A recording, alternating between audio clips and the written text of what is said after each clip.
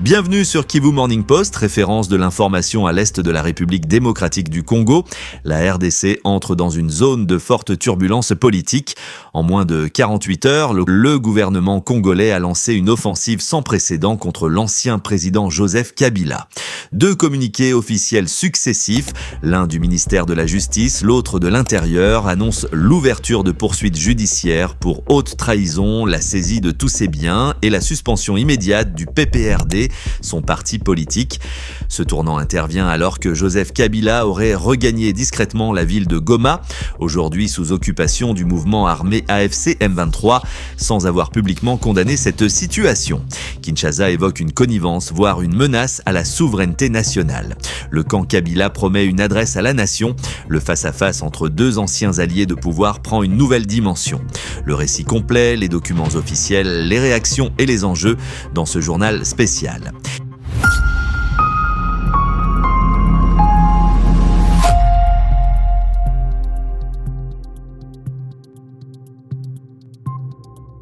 Le gouvernement congolais durcit le ton face à l'ancien président Joseph Kabila.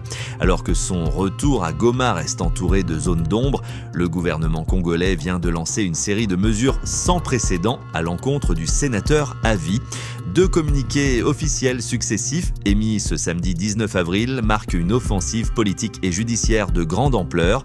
D'abord une demande de poursuite judiciaire, ensuite la suspension immédiate de son parti, le PPRD, sur l'ensemble du territoire. Les détails dans ce reportage signé Baraka Héritier. L'ancien président est accusé de participation directe à l'agression du pays via le Rwanda par le mouvement rebelle AFCM 23. J'ai donné d'injonction à l'auditeur général des efforts laissés ainsi qu'au procureur général près de la Cour de cassation d'engager des poursuites judiciaires contre M. Joseph Kabila Kabang et ses complices, indique le communiqué signé par le cabinet du ministère de la Justice. Le ministre de la Justice a accusé l'ancien chef d'État de haute trahison envers la nation et de collaboration avec l'ennemi dans le contexte de la guerre en cours dans l'est du pays. En plus de poursuites judiciaires, le ministre a requis les saisies de biens mobiliers et immobiliers de Joseph Kabila et ses collaborateurs présumés impliqués. Il a été requis de procéder à la saisie de l'ensemble de leurs biens mobiliers et immobiliers, précise le communiqué. Par ailleurs, des restrictions de mouvement ont été ordonnées contre les membres du PPRD-FCC cités dans cette affaire. Vendredi 18 avril 2025, l'ancien président est arrivé dans le chef-lieu du Nord Kivu, Goma, ville sous contrôle de l'AFCM 23. Joseph Kabila avait annoncé le retour au pays par l'est du pays après une année d'exil. Cette annonce du ministre de la Justice intervient le même jour que celle du ministère de l'Intérieur, qui a suspendu les activités du PPRD, parti politique cher à l'ancien chef d'État, Joseph Kabila, sur toute l'étendue du territoire national. Dans le même temps, une autre décision choc est tombée ce samedi. Le ministère de l'Intérieur, de la Sécurité, de la Décentralisation et des Affaires coutumières annonce la suspension immédiate des activités du PPRD à travers tout le territoire national. Une mesure exceptionnelle contre un parti fondé par Joseph Kabila lui-même. Les explications avec notre confrère Blaise Bazabos. Cette décision fait suite à ce que le gouvernement qualifie d'attitude ambiguë de l'ancien président Joseph Kabila, autorité morale du PPRD, face à l'agression rwandaise et l'occupation d'une partie du territoire congolais par les forces du M23 AFC. Monsieur Joseph Kabila, ancien président de la République, n'a jamais condamné publiquement cette agression dans ses déclarations à la presse. Pire encore, il a choisi de rentrer au pays par la ville de Goma, une zone actuellement sous contrôle de l'ennemi, dénonce le ministre Chabani Louko dans un communiqué. Le ministre reproche également au parti de Kabila son absence complice, en violation de l'article 6 de la loi sur les partis politiques et de l'article 5 de la loi portant statut des anciens présidents de la République élus. Cette décision fait suite à l'activisme avéré de l'autorité morale du PPRD dans cette guerre d'agression rwandaise, peut-on lire dans les communiqués. En outre, le ministre de l'Intérieur indique qu'une saisine du parquet près de la Cour constitutionnelle est prévu pour porter ces faits à l'attention de la justice. Le gouvernement rappelle que les partis politiques ont l'obligation de défendre l'unité nationale, la souveraineté de l'État congolais, la sécurité et l'intégrité du territoire. Pour l'instant, aucune réaction officielle n'a encore été enregistrée du côté du PPRD ni de Joseph Kabila. Félix Tshisekedi, président congolais, avait accusé son prédécesseur Kabila d'être le parrain de la rébellion de la FC23. Ces derniers, depuis fin janvier 2025, se sont emparés de plusieurs agglomérations, la ville de Goma et Bukavu, des grandes villes de l'Est de la République démocratique du Congo. Face à ces attaques ciblées, la réponse du camp Kabila ne s'est pas fait attendre. La porte-parole de l'ancien président, Barbara Nzimbi, a annoncé sur X, anciennement Twitter, que Joseph Kabila s'adressera très bientôt à la nation. Son discours est prévu depuis Goma, dans l'est du pays, un message attendu que ses proches annoncent comme historique. Bernabé Kikaya Bin Karoubi, ancien conseiller diplomatique du président honoraire, a même ajouté: je cite, « De Goma, il livrera un discours qui fera date, qu'on se le dise. Le ton est donné, le bras de fer est lancé. »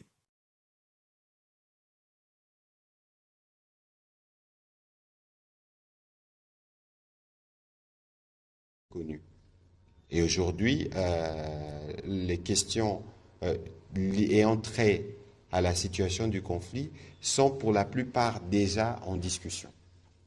Nous avons Doha, il y a le président Fornia Simbe qui a été désigné, et que s'il y a certains qui pensent qu'ils sont de l'axe du mal, et les moments venus, leur question sera traitée dans les cas de ce qui s'est fait.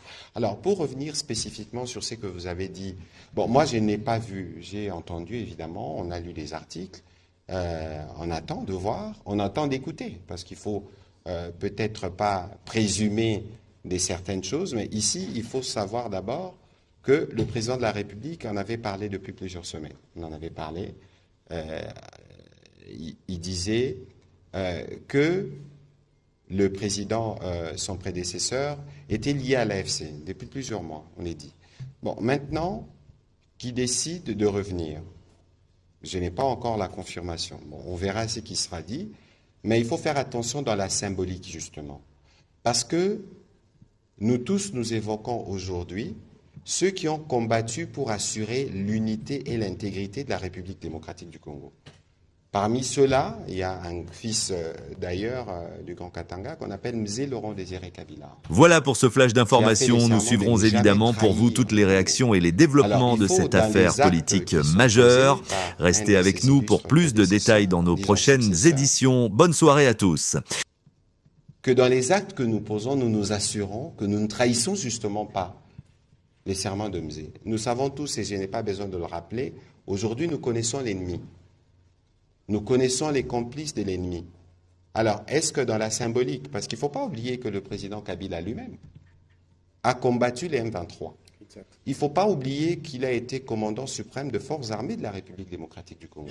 Il ne faut pas oublier que quand il était commandant suprême, il y a des officiers supérieurs qui sont morts, des militaires qui sont morts dans le combat contre les supplétifs du Rwanda. C'est connu.